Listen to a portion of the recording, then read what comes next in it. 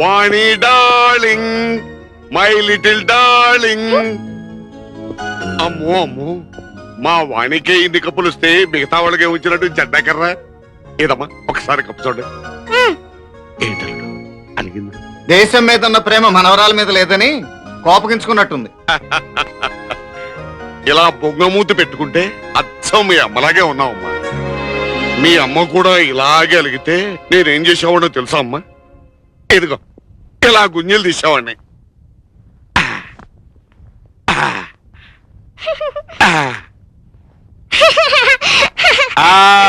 నవ్వింది మా వాడి అమ్మ, నవ్వింది. అచ్చం మీ అమ్మ కూడా ఇలాగే నవ్వేదమ్మా.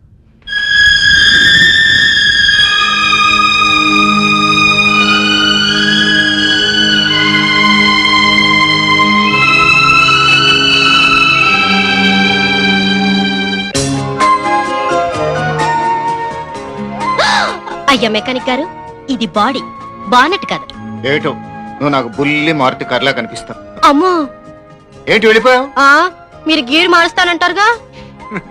నేనేం చేయను, కబుర్లు చెప్తానంతే. అబ్బా, మీ సంగతి నాకు తెలుసు. మీకు మూడొస్తే తెల్లారి మూడవుతుంది. మర్యాదగా మంచం మీదకి వస్తావా రావా?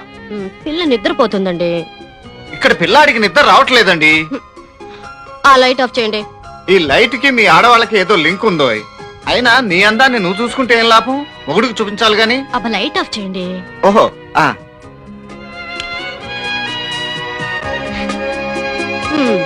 మధ్యలో ఈ లైట్ ఒకటి. ఆ లైట్లు నేను వెలిగించలే, వాళ్ళు డబ్బిచ్చి పెట్టించుకున్నారు. ఓన్లేవయ్, ఎల్ఐసి వాళ్ళు నీ అందాన్ని నాకు బీమా చేశారు, జీవితాంతం నిన్ను ఇలా వెలుగులో చూసుకోమని.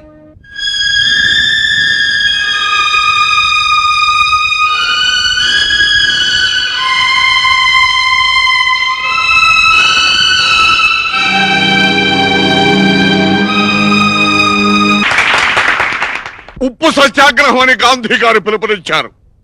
తుపాకీతోనే స్వరాజ్యం అని అన్నారు సుభాష్ చంద్రబోస్. వందే మాత్రం అంటూ అక్కడ గాంధీ గారు నిరాహార దీక్షలు చేస్తుంటే ఇక్కడ మేము జై హింద్ అంటూ తుపాకీలు పట్టుకొని తెల్లవాళ్లను అదరగొట్టేశాం. ఏంట్రా జైన్ మామ్ మీటింగ్ అంత బాగుందా? తాళ్ళు తెప్పకుండా అంటున్నారు. బాగా సోజ్జపట అవగానే స్వీట్లు పంచి పెడతాడు. సైలెంట్.